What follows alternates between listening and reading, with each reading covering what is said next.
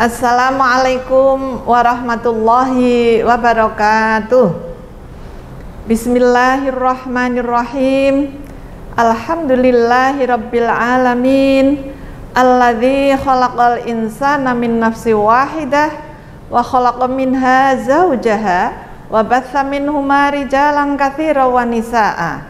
Assalatu wassalamu ala nabiyyina Muhammadin sallallahu alaihi wasallam wa ala alihi wa ashabihi wal muslimina wal muslimati jami'a. Kaum muslimin dan muslimat, bapak-bapak dan ibu-ibu serta saudara sekalian yang kami hormati, yang berbahagia rahimakumullah. Alhamdulillah, segala puji dan rasa syukur kami haturkan kehadirat Allah Subhanahu wa taala. Kita semua dapat bersilaturahim sekaligus bersilatul fikri melalui kajian pada saat ini. Satu tema yang ingin kami sampaikan, kami haturkan adalah berkaitan dengan fitrah perempuan dan puasa Ramadan. Mungkin ada pertanyaan ya, kenapa perempuan? Kalau kita bertanya kenapa perempuan, ya jelas bahwa perempuan itu dicipta oleh Allah Subhanahu wa taala, makhluk Allah yang dimuliakan, sama Allah memuliakan dengan laki-laki. Dan laki-laki dan perempuan dua-duanya merupakan pasangan, zauj ya, sehingga saling melengkapi, saling membahagiakan, saling memuliakan. Perempuan dan laki-laki juga memiliki fungsi, yaitu apa? Ibadah dan fungsi khalifah, wakil Allah untuk memakmurkan, mengelola dunia ini sehingga akan mewujudkan kemakmuran, kesejahteraan dan juga kemajuan. Berkaitan dengan puasa Ramadan, ada tuntunan dari Allah Subhanahu wa taala yang menggembirakan kita semua kaum perempuan dan laki-laki, bahwa laki-laki maupun perempuan yang menunaikan ibadah puasa, yaitu salah satu dari 10 amalan yang dituntunkan oleh Allah, keduanya akan mendapatkan apa? Yaitu mendapatkan maghfiratan wa ajran azima, ampunan dan pahala yang agung. Dalam surat Al-Ahzab ayat 35 Allah berfirman, A'udzu billahi minasyaitonir rajim. Innal muslimina wal muslimati wal mu'minina wal mu'minati wal qanitina wal qanitati wassadiqina wassadiqati wassabirina wassabirati wal khashi'ina wal khashi'ati wal mutasaddiqina wal mutasaddiqati wassaimina wassaimat. Disinilah laki-laki yang berpuasa maupun perempuan yang berpuasa ya. Kemudian wal hafizina furujahum wal hafizat wadzakirinallaha katsiran wadzakirat ya. Jadi laki-laki dan perempuan yang berpuasa dan juga bersedekah dan juga menjaga kehormatan dirinya, senantiasa berzikir ya, itu akan mendapatkan apa? Mendapatkan maghfirah, ampunan. Apalagi Ramadan ini adalah bulan ampunan. Lah, apa bedanya perempuan dengan laki-laki dalam menunaikan ibadah puasa? Mestinya terkait dengan fitrah. Fitrah itu kodrat, bukan maunya perempuan, tapi itu kodrat yang dicipta oleh Allah Subhanahu wa ta'ala. Yaitu apa? Bahwa perempuan dalam menyiapkan generasi ya, generasi manusia, menciptakan generasi yang unggul, generasi yang sholih ya, ini disiapkan oleh Allah Subhanahu wa ta'ala memiliki fitrah, mulai dari haid, kemudian hamil, melahirkan sampai memberikan ASI, itu semuanya adalah kodrat yang diberikan oleh Allah Subhanahu wa ta'ala. Nah, bagaimana kondisi perempuan yang sedang haid? Nah, apakah perempuan boleh puasa ketika haid? Ya, dalam hal ini Nabi Muhammad Shallallahu Alaihi Wasallam itu bertanya kepada para perempuan saat itu, ya, apa sabda Nabi? Beliau menyampaikan, alaisa idza hadat lam tusalli wa lam tasum bukankah perempuan ketika haid itu tidak berpuasa dan tidak sholat dan tidak berpuasa? Para perawi mengatakan qalu bala. Oh betul Nabi, kami semua memahami dan kami semua mengikuti bahwa ketika perempuan haid itu tidak ada kewajiban, bahkan tidak dibolehkan untuk menunaikan sholat maupun puasa. Tapi bukan berarti ketika tidak boleh sholat, tidak boleh puasa perempuan itu kotor, ya, bukan. Karena perempuan itu mulia. Yang kotor itu apa ya? Darah haidnya. Tapi perempuan itu tetap dalam keadaan suci selama dia bisa menjaga dirinya, menjaga bajunya, tempat tinggalnya, ya kediamannya, tetap dalam keadaan suci lingkungannya, maka dia sebenarnya adalah perempuan yang suci. Yang kotor adalah darah haidnya. Dan kenapa itu kotor? Ya, dalam Al-Qur'an Allah menyampaikan di surat Al-Baqarah 222 ketika para sahabat bertanya, yas'alunaka 'anil mahid. Ya, mereka bertanya tentang darah haid yang dikeluarkan oleh perempuan. Qul, katakanlah ya, qul huwa. Di sini huwa, ya. Jadi bukan perempuannya, al-adza yang kotor. Kotor atau merasa sakit. Kotor dimaknai dalam ilmu biologi. Kenapa darah haid itu kotor? Karena darah itu memang sudah tidak berfungsi. Ketika setiap bulan di pertengahan interval haid perempuan, ovum itu tidak dibuahi, dia akan tetap di dinding rahim, kemudian pada waktunya nanti akan luruh. Karena itu sudah tidak berfungsi. Kalau dibuahi akan tetap menetap selama 9 bulan 10 hari, ya. Sehingga itu kotor karena memang tidak berfungsi. Tapi perempuan tetap dalam keadaan bersih, itulah ya. Sehingga kemudian Nabi Muhammad SAW beliau tadi menyampaikan bahwa perempuan itu ketika haid tidak berpuasa maupun tidak sholat, ya.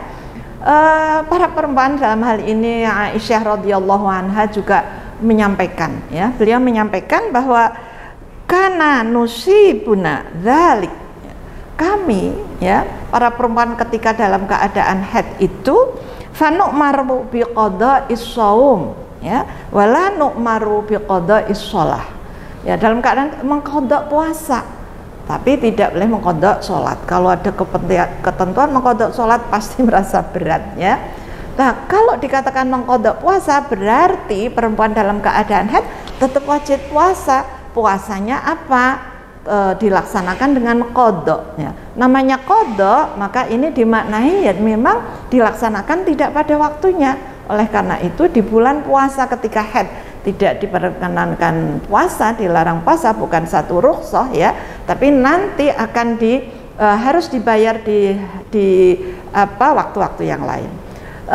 Para pemirsa yang berbahagia rahimakumullah, yang kedua fitrahnya apa? Yaitu perempuan hamil kemudian nanti dilanjutkan melahirkan dan juga memberikan ASI. Nah, ini diisyaratkan dalam Al-Quran surat Al-Baqarah 184 disampaikan walladzina yutiqunahu fidyatun ta'amu miskin faman tatawwa'a khairan fahuwa khairul lah wa antasumu khairul lakum in kuntum ta'lamun.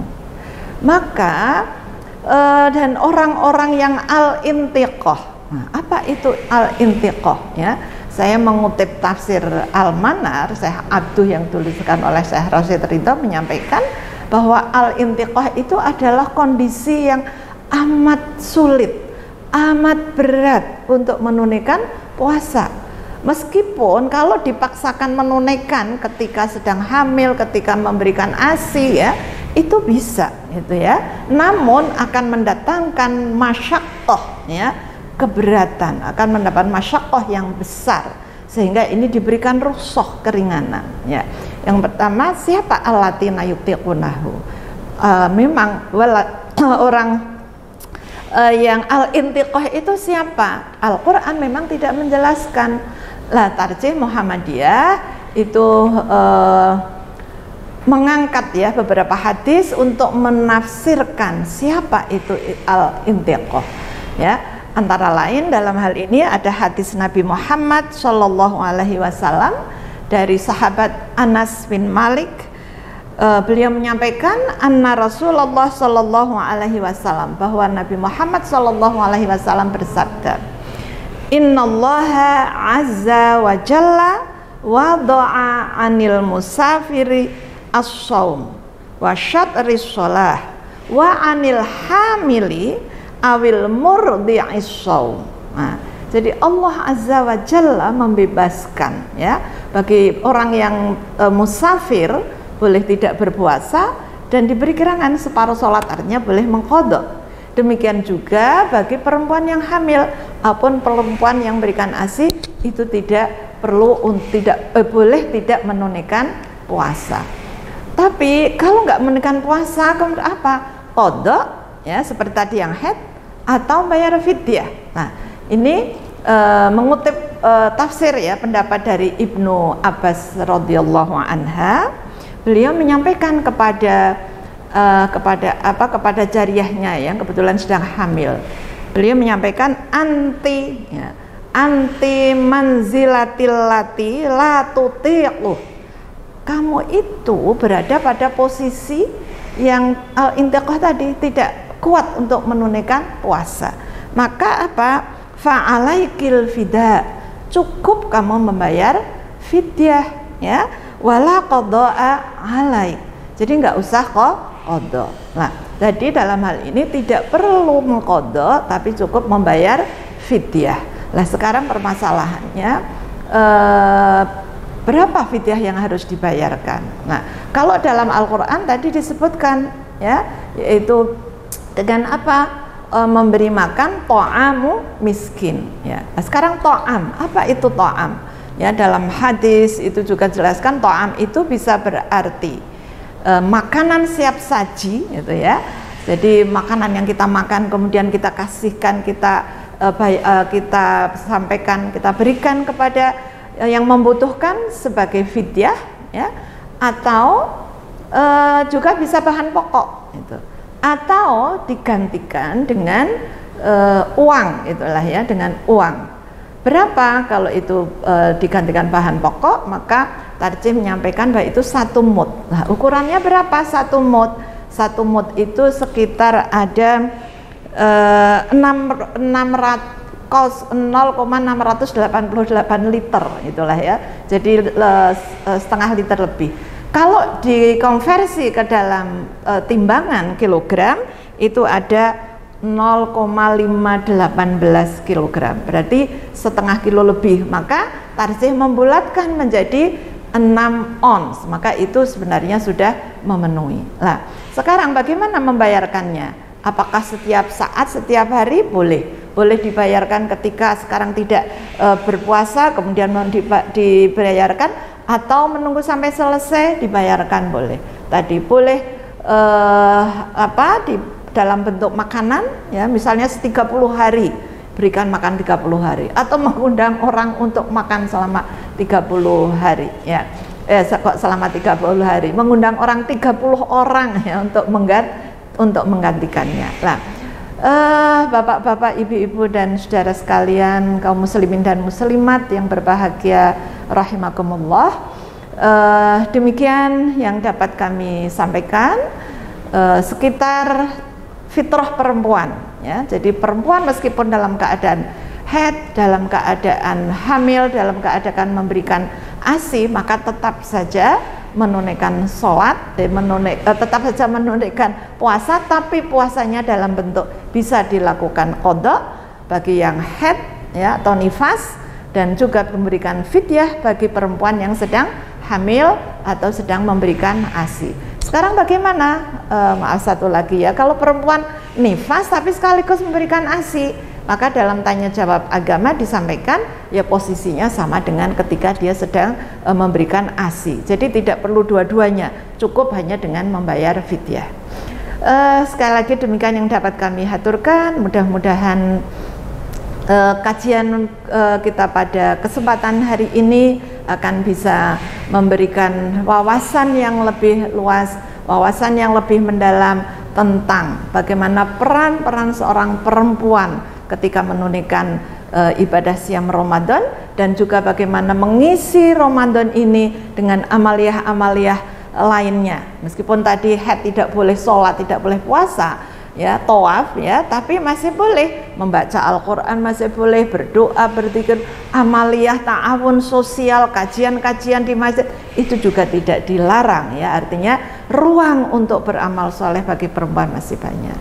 Baiklah, mudah-mudahan kita dapat menyempurnakan puasa Ramadan ini di akhir-akhir masa akhir-akhir Ramadan. Insya Allah kita dapat menyaksikan dan dapat menjumpai Lailatul Qadar, sehingga kita akan dapat menemukan kebahagiaan sejati. Lisoim farhatani, bagi orang berpuasa ada dua kebahagiaan, farhatun inda iftarihi wa farhatun yalqa rabbahu, ya, wa farhatun hina yalqa rabbahu, ya. Perempuan yang bagi orang yang berpuasa, laki-laki maupun perempuan, akan mendapatkan kebahagiaan sejati. Kebahagiaan pertama ketika kita berpuasa, ketika berbuka puasa, apalagi memberikan buka puasa, karena semuanya sudah diterima oleh Allah. Zahabal dhama'u wabtalatil uruqu wa tabatal ajru insyaallah. Dan juga besok ketika kita bertemu dengan Allah Azza wa Jalla, saat-saat yang paling nikmat, saat-saat yang paling membahagiakan. Sekian, kurang lebihnya mohon maaf. Allahumma a'inna ala dzikrika wa syukrika wa husni ibadatik. Nasrun minallah wa fatun qarib wa basyiril mu'minin. Assalamualaikum warahmatullahi wabarakatuh.